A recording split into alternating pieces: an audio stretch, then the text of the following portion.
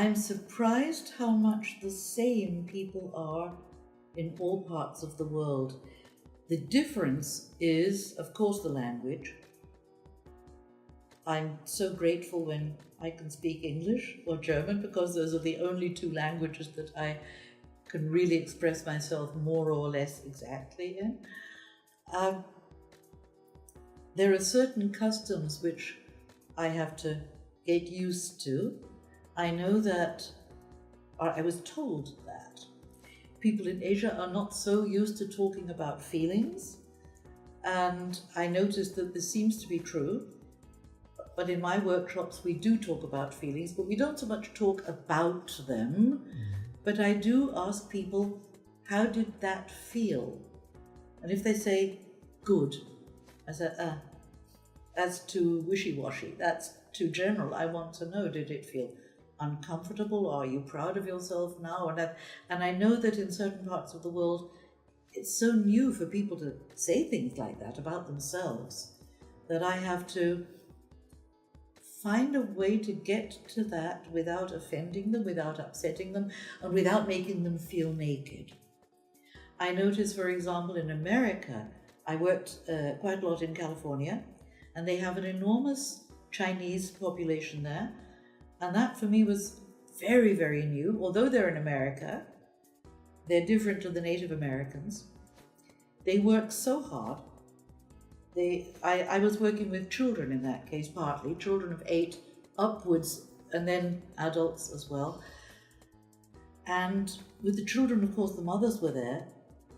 And if I tried to get a mother to understand that she was killing her child by making it work so hard, a child, for example, practicing the piano for 4 hours a day, a child of 8, practicing for 4 hours a day and having physical pain all over their body. And me saying to the mother, you know, he's still very young. His body is developing. Maybe a little bit less practice and try it out. And I had to be very gentle, because she wanted him to be the best in the world, and it was only hard work that was going to get there. So I'm sometimes confronted with totally different ideas of what is good, what is right, what is beneficial to the child, what is beneficial to the person. In Germany, everybody wants to be perfect. They want to get it right. And if they can't get it right, they want to know right up front that there's no point. People will come for singing lessons. I don't do much in the way of singing lessons anymore, but very occasionally I do. And people come and they say, you will tell me if there's no point, won't you? I say, I will never, ever in all my life tell anybody that there's no point in singing. If you ask me, should you become a professional singer, then I will describe the profession to you, because about 2% of your time is spent singing. And the rest of your time is spent teaching, getting your organization together, finding gigs, getting the band, whatever it is, hustling, basically.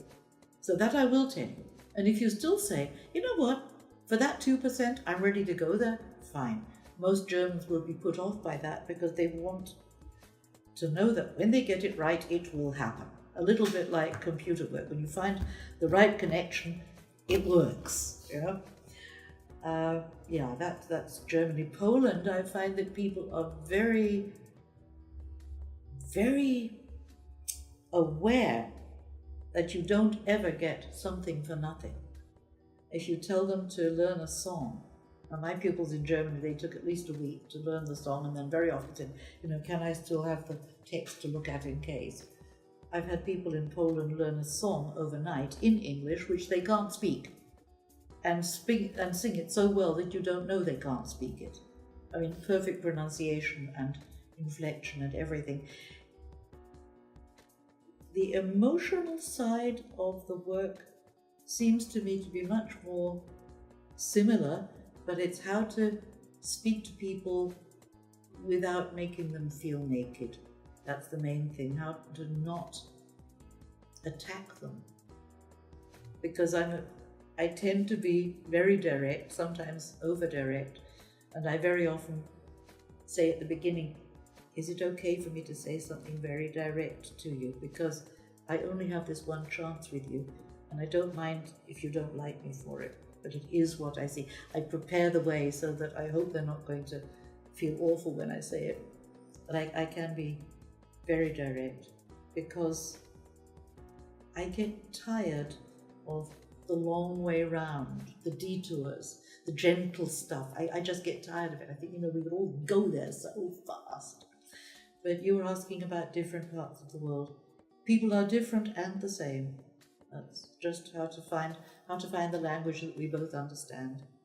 And it's usually they have to learn my language, because I don't speak Mandarin, I don't speak Singlish, I don't speak any of the languages of the countries that I go to, except for maybe please and thank you, yes and no, which is not very much.